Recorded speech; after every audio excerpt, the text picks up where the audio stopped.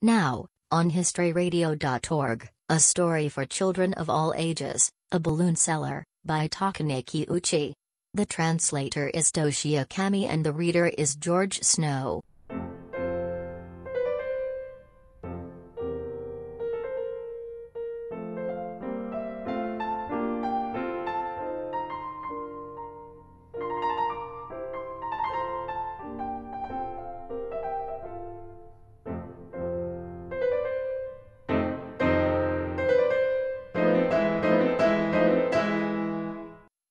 A Balloon Seller by Takane Kiuchi.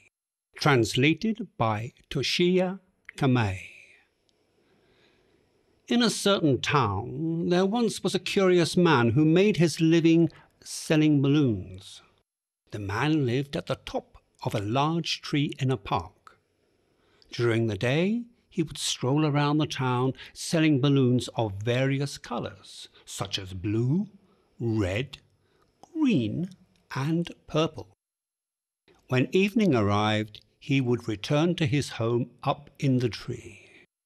On his way home, the balloon seller would buy himself something for dinner in the first store he stepped into, whichever it may be. For that reason, sometimes he would end up buying nothing but odd things. Also, he was careful to eat as light as possible because of his line of work. He would buy only 2 things at a time, depending on the store. He would buy only a caramel or a cracker at times, only a fig fruit and a bunch of grapes at other times, and only a carrot and an onion at another time. Even so, the balloon seller found all this funny. He would stuff his purchased items into his pockets and go home with a smile on his face. His home was the largest and tallest tree in the park. It was a magnificent tree indeed.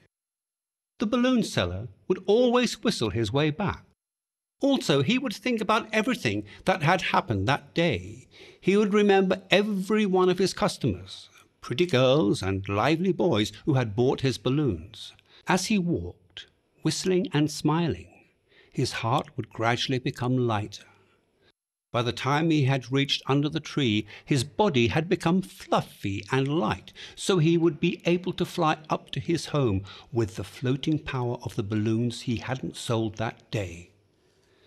That's why he was able to live high up in the tree, where there was a branch that had grown into the shape of a soft bed among the thick leaves.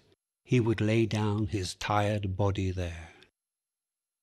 He would tie his balloons tightly to a branch, and then eat slowly what he had bought earlier. Whatever came out of his pockets, he would savor his dinner with a smile. When he lay back, the stars would shine brightly above him. While humming or whistling a tune, the balloon seller would feel cozy and doze off into sleep. In the morning, a chorus of chirping birds would wake him up. Then he would loosen the strings of his balloons from the branch, hold half of them with each hand, jump off the tree and land softly on the ground. Then he would walk up to a nearby food stand and eat his breakfast. After that, he would spend the whole day strolling and hawking his balloons. Day after day passed without any incident.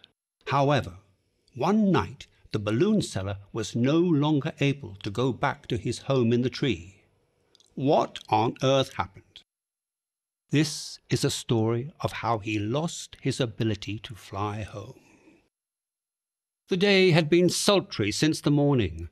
The wind blew hard, raising dust. It was a dreadfully unpleasant day. The whole town had become cranky, irritable, and spiteful. Even though the balloon seller headed for home as usual, he couldn't think of anything pleasant. Earlier that day, a little girl had stamped her feet and burst into tears, complaining that her mother had bought her a green balloon instead of a blue one. A little boy got angry and kicked another boy who said, "My balloon is bigger than yours." 2 boys, who were brothers, fought over their balloons. When both of them let go of the balloons, which floated up into the sky, they cried. None of the other children who bought balloons did a good thing. While remembering these things, the balloon seller too felt angry and disgusted. On that day, he, who had hardly stopped grinning all day from morning until night, didn't crack a smile at all. Not even once. On top of that, the mean-spirited wind tried to blow his balloons away in all directions. The balloon seller fell into a terrible mood. In addition, the balloon seller marched into a hardware store by mistake when he went shopping for dinner. Now he was in a fix, because he had decided to buy in the first store he entered. Let me see. Please give me a couple of nails, he said reluctantly, but suddenly changed his mind. No, I want a nail and a rivet. Even though they were too hard for dinner, he would rather have them both. He then put them into his pocket and started trudging along the darkened path. I wanted to eat something delicious to cheer myself up, but I have nothing but a nail and a rivet. What did I do to deserve this? The balloon seller whispered. He couldn't see a single star when he stood under the tree. His heart became heavier and heavier. He couldn't even bring himself to whistle. Unlike other times, his body didn't become light. No matter how hard he tried to jump, his heavy feet dropped back to the ground. The balloon seller pulled the nail from his pocket and threw it away, because he wanted to make his body lighter, even a little. But nothing changed. His feet were stuck to the ground, not willing to fly. Having no other choice, he tried to climb the trunk of the tree. However, it was so thick that it would take 3 or 4 men, each with arms outstretched, to encircle the tree. He just dropped to the ground and banged the tip of his nose. Ah, darn it, the balloon seller said, quite upset. I can't go home ever again. Balloons, why don't you pull me up with more force? Is it really too much to ask of you to lift me up? Then the balloons pulled him up with all their might, but the balloon seller's body felt like lead. Finally, the string snapped, and the balloons glided away in every direction. Oh, this is the end of everything, the balloon seller said, hurling himself to the ground. Then he began to pluck weeds, as if tearing out his hair. Oh, what's the use of doing that? Startled by the voice, the balloon seller looked up at the tree and saw an owl whose face was familiar to him. So, what should I do? You should go and look for the balloons. Why, it's impossible to do that. On your way home, you weren't whistling like always. Now that's a problem. But I don't feel like whistling. I feel so bored, worried, and disappointed that I don't know what to do. Why are you feeling that way? What's the matter with you? People got upset because you were in a bad mood. That's why you lost your balloons and can't go home, said the owl. Why don't you whistle now? The balloon seller got back to his feet, but he still wasn't in the mood to whistle. Even so, in the end, only feeble sounds came out of his mouth. They were so frail and weak that he would have burst into laughter if he weren't in such a bad mood. The balloon seller whistled again. This time it was better. You're getting better at it, said the owl. Then the balloon seller started to whistle one of his favorite tunes. His heart began to feel lighter. I bought a nail for dinner. How silly of me. He burst into a loud chortle. How come I didn't find that funny before?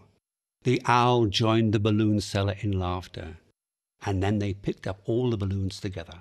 Before he realized it, the balloon seller's body had become light and afloat, so that he was easily able to return to his home in the tree. After that, no matter how bad the day had gone, the balloon seller would always whistle his way home. Read by George Snow for historyradio.org.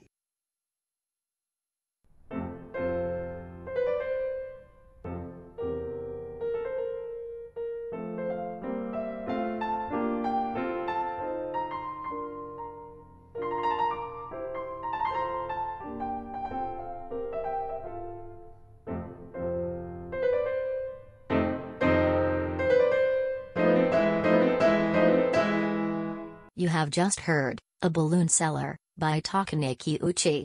The translator was Toshiya Kamei and the reader was George Snow.